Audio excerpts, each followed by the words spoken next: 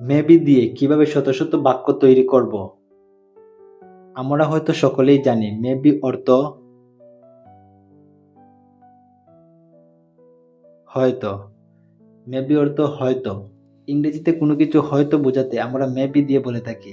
সেক্ষেত্রে sentence structure হবে subject plus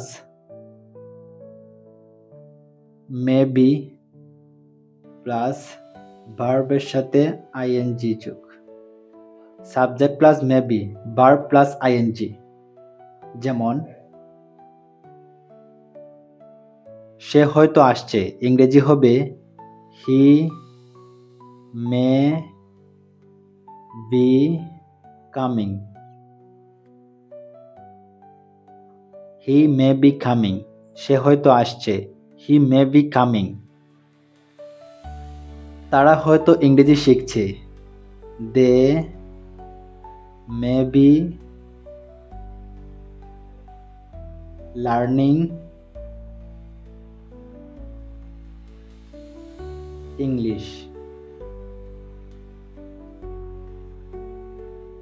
they may be learning English, তারা হয়তো ইংরেজি শিখছে।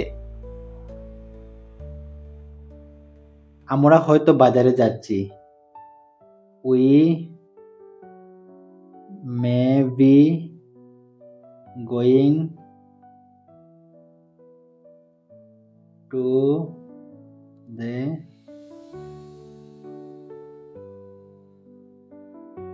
We may be going to the market, আমরা হয়তো বাজারে যাচ্ছি, we may be going to the market. এখন যদি বলে আমরা বাজারে যাব, তাহলে তার ইংরেজি কি হবে?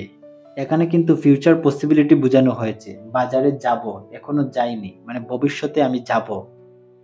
সেটা কিন্তু ভবিষ্যৎ বোঝাচ্ছে, হয়তো আমি যাব, আবার নাও যেতে পারি। তাহলে আমরা বাজারে যাব, তার ইংরেজি হবে we may go to the market. We may go to the market. We may go to the market, আমরা বাজারে যাব। এখানে ফিউচার পসিবিলিটি বোঝানোর কারণে মেয়ের সাথে বি এবং ভার্বের সাথে আইএনজি যুক্ত হয়নি। মেবি দিয়ে কিভাবে বাক্য তৈরি করা যায় তা তো শিখলেন।